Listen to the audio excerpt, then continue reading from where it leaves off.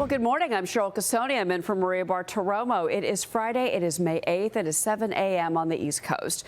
The Fed holding rates steady at its April meeting, but signs of division emerging inside the central bank, with that decision seeing the most dissents since 1992. This also marks Jay Powell's final meeting as Fed chair, his term ending next Friday, though Powell says he plans to remain on the board. Meanwhile, President Trump's choice for the next Fed chair, Kevin Warsh, expected to win Senate confirmation next week as investors watch closely for any potential shift in Fed policy. Joining me on set now, Federal Reserve Governor Stephen Miran. Stephen, it's great to have you on the program, sir. Good morning. Thanks for having me. So a lot to talk about. First, let's talk about this dissent that we saw in the last meeting. Again, since 1992. And it was more about the language than about the policy decisions. Walk us through your thoughts on that.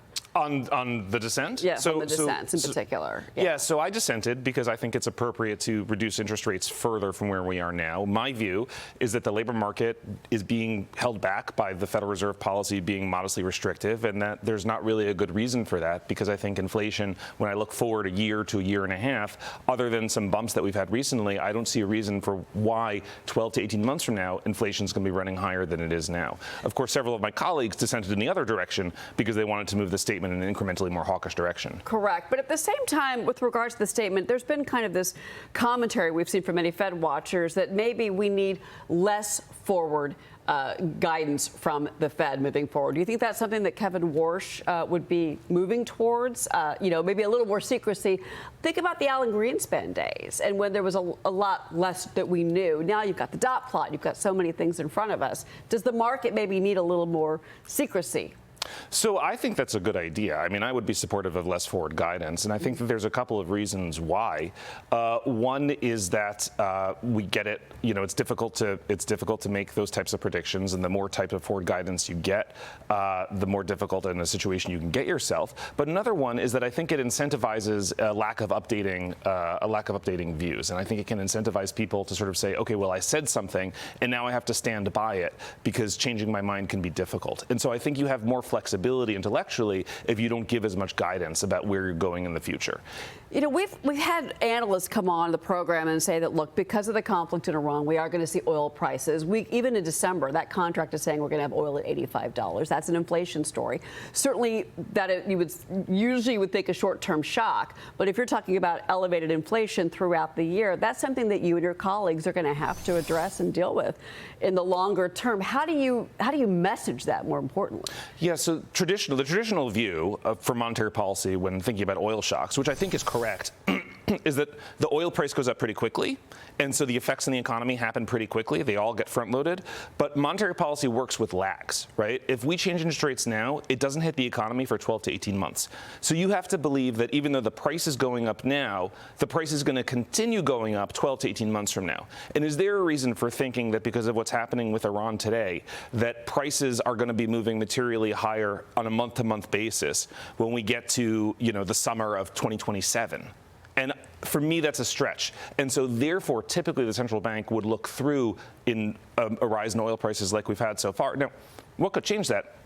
Two things: a wage price spiral, where the jump in oil prices makes people demand higher wages, which then pushes prices higher, which then makes people demand higher wages again. Mm-hmm. With the state of the labor market where it is, there's not really evidence there's going to be any sort of inflationary spiral like that, very far-fetched, or inflation expectations moving higher beyond the one-year horizon. So if for some reason either surveys of expectations or market-based expectations measures started to move higher beyond a one-year horizon, demonstrating that when you get to summer of 2027, things are going to be moving higher from month to month to month, or people expect that, then you would get concerned. But thus far, neither of those has really materialized. All right, let's talk about the Kevin Warsh nomination, the expected confirmation next week. So this is a new era for the Fed. And, when he was on the Hill and he was testifying, he was very clear. He said, I'm not going to be President Trump's sock puppet. I'm going to, make sure that I'm going to lead the bank the best way I see fit. It seems to me from the commentary we heard from him and from the Treasury Secretary that basically that they're going to be a dream team. That's my words, that Treasury Secretary Dissent and Kevin Warsh are going to really focus on kind of unwinding the balance sheet. The Treasury Secretary was on with Maria, and she asked him, of course, about Jerome Powell and about the Fed in general. Here's what he had to say. if we think about the Powell Fed, if we think about monetary policy, ethics, and supervision, they weren't great. Monetary policy, we had the worst inflation in 48 years. Ethics, we had five governors or regional bank presidents have to resign for ethical problems. And then we had 3 of the 4 largest bank failures in U.S. history. So I'm looking forward to getting on with the Warsh Fed. It's Chair Powell's decision to stay as a governor if he wants. I think it violates all norms. They would say that one other governor did stay. That was at the request of the president. The president has not requested that Chair Powell stay. I am optimistic that after a period, he may move on. I think that it would be inappropriate to overshadow. I wouldn't call this a shadow chair. I'd call it an overshadow chair. And I hope that Chair Powell will move on over the short term. What do you make of that? So, look, Chairman Powell has been pretty clear saying that he's going to stay on as Governor Powell after his term as chairman ends. And I'll say from my own experience as the incoming chairman of the Council of Economic Advisors that transitions are important. And when I was incoming as CEA chairman last year, I was really grateful that my predecessor, Jared Bernstein, spent so much time on the phone with me giving me advice for how to run an effective CEA, and that was super helpful. And then I went out of my way to make sure that, that his portrait was speedily put up on the wall of former CEA chairman in the CEA offices, and I was really grateful to him for the time that he spent, giving me advice. So transitions are important, and I think there's I think it could be helpful for Chairman Powell to help with a transition, but I think it's important to make sure that it's a transition period and that there's nothing sort of more nefarious going on. What did you make of the Treasury Secretary saying to Maria, though, a shadow chair? That doesn't seem to me like that's something that is a positive, way to portray Jerome Powell staying on, because the norm is that you leave once you're no longer the Fed chairman. And so this is breaking tradition. So that's not helpful. And that's why it's important to make sure it's a transition period and not that there's a division of loyalty within the Fed, not that there among the staff, not that there's a division of authority, that people aren't sure who's in charge. That's why I think it's important, even though it could be helpful for a transition, that we make sure it's a transition period. So, okay, so once Kevin Warsh comes in, let's go back to what I initially was asking about, and that of course is the balance sheet. Is the focus going to be cutting rates? That is what President Trump wants, or is the focus going to be, in your opinion, or what do you want to see, reducing the balance sheet? And how do you manage that? Well, I can't speak for Chairman-designate Warsh, only he can speak for himself, but I think both of those are important priorities, and, to an extent, they're complementary. I think there's very good reasons for shrinking the balance sheet that relate to reducing the Fed's footprint in the markets, getting rid of, sort of distortions that have prevented intermediation of markets from banks sort of stepping in and doing various types of lending themselves, but also, also reducing the ability of the Fed to impinge on fiscal policy decisions through altering the maturity structure of the debt that's outstanding. I think there's good reasons for reducing the balance sheet. There's also good reasons, in my opinion, for reducing interest rates, because I think that policy is still modestly restrictive. I don't think that's really appropriate. And when I look out 12 to 18 months, I see inflation running pretty much close to target, right? So I don't really see an argument for restrictive monetary policy right now. I think both of those things make sense, and they're complementary. All right. Well, no, certainly, and that's something again that the president has talked about, and it would be good for the economy, especially with the housing market stalled the way it is right now. At the same time, we did just pass the $39 trillion mark in our nation's debt, and that has got to be something that keeps you and your colleagues up at night. Yeah, so obviously from a very long-term perspective, we have some very serious issues on that front. Mm-hmm. I think from a near-term perspective, things are going to be moving in the right direction incrementally over the near term. I've made a big deal about, I think, tariff revenue are going to be a very significant driver of lowering the primary deficit over the near term. I think also better GDP growth from technological improvements, from things like artificial intelligence, deregulation being a very strong GDP growth accelerant. I think those and other items will bring growth higher over the course of the next few years than it otherwise would be. And we all know that better growth reduces the deficit because revenues grow faster than outlays. Where do you think GDP goes this year? What is your expectation? Forecasting is difficult. Predictions are difficult, especially about the future. But I wouldn't be surprised with something in the mid twos. Okay. Well, Maria asked Kevin Hassett about it. Let's hear his opinion. that we're going to be looking at 4% numbers for the rest of the year. And the way to think about it is we just got a 2% number out of the latest GDP release, but it was all capital spending, and a lot of that was capital spending imports. The imports were the highest quality imports we've ever seen in the data. It used to be that we were bringing in, stuffed animals from China. Now we're building in things that make chips. And so all of those machines that we imported in the quarter are going to be turning on in factories and creating jobs for the rest of the year. I personally would make a bet on it with my friends. Yeah, so he's very positive about growth this year for the economy. So I'm, I'm generally speaking, positive too. I think we've got a lot of tailwinds in the economy. We've got strong tailwinds from AI, strong tailwinds from deregulation, which I think is still very powerful and enormously underappreciated by economists because it's difficult to study. Strong tailwinds from the One Big Beautiful Bill Act from last year, from the tax incentives on investment that I think are there's economic evidence that the full expensing tax incentives are very, very powerful. I think those are all pretty powerful tailwinds that'll be pushing us forward. However, we've also got some headwinds, things like the oil shock that we were discussing before, right? That's very clearly an obvious headwind because of Iran. So these are things that sort of push in the other direction too. So look, I'm generally speaking optimistic about the supply side of the economy moving out and that bringing the entire economy with it and sort of keeping us in an area of pretty healthy economic growth. However, maybe a little bit less optimistic than that. Okay, so 3% is not something that's in your mind right now. Well, if we resolve the war pretty quickly, it's possible that we get up to that. It's possible that we get up to that neighborhood, okay. and something close to that is what I would have put down as a prediction earlier in the year before the war broke out. All right, great. Let me ask you about this. You just brought this up, but let's focus back on what's happening with this conflict, because markets have been very resilient during this Iranian conflict, despite what we're seeing with the Middle East and the oil shock that we talked about. Take a look at these numbers. The S&P 500, the NASDAQ. We've had record high after record high. We almost had two of those last night, but we barely missed it.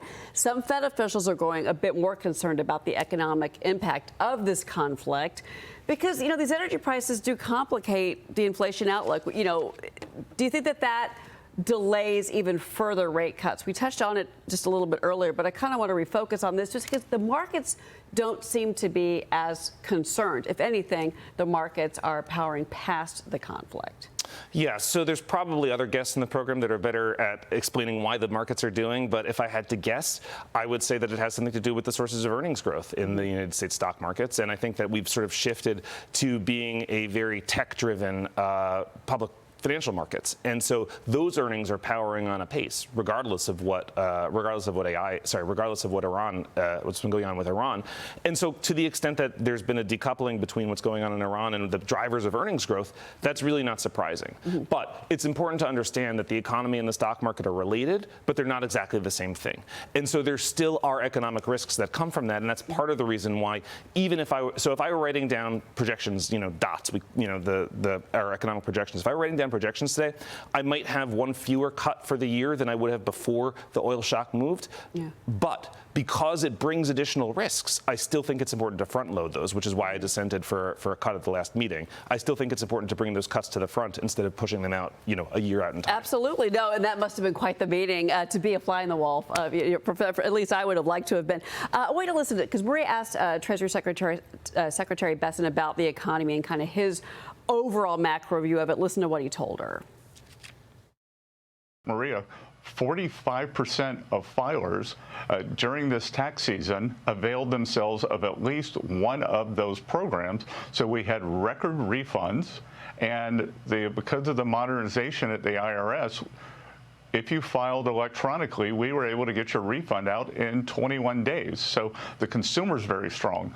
Another aspect of the tax bill is the permanence of full expensing. So companies are coming, whether it's equipment, factory structures, they are able to write that off in a year. So we're seeing a CapEx boom. The way a CapEx boom works is you have a construction boom that then morphs into factory jobs. So that's very strong. And again, the consumer's very strong. We're in constant touch with the banks and the credit card companies, and they're saying that all quintiles of the distribution group is very strong. And the consumer has been very resilient, Stephen. Overall, there's been pretty positive data, and I think that that's going to continue for a while, driven in part by the supply-side drivers that I was describing before. But there's still risks to the economy, and so that's why I supported an interest rate cut. Yeah, absolutely. All right, so let's get into the jobs report. We've got that report coming out an hour and 15 minutes from now. The expectation: 62,000 jobs. Unemployment rate holding steady at 4.3%. Manufacturing 5,000. We'll see what happens. But give us kind of your sense of the labor market right now. Again, on the market side, they've been somewhat shrugging off, the data, which has frankly been, again, fairly positive this year in the face of the threats of AI and job cuts. So, as you know, one of the major drivers of change for the labor market in the last year and a half versus the previous year and a half has been the change in population growth, by which I mean the change in immigration policy, right? Rather than having lots and lots of people flood into this country, boosting the labor force, boosting labor supply, and creating new jobs with that, we've had a total stop of that and lots of departures. So population growth has experienced the biggest shocks in our lifetimes on the upside and the downside in rapid succession.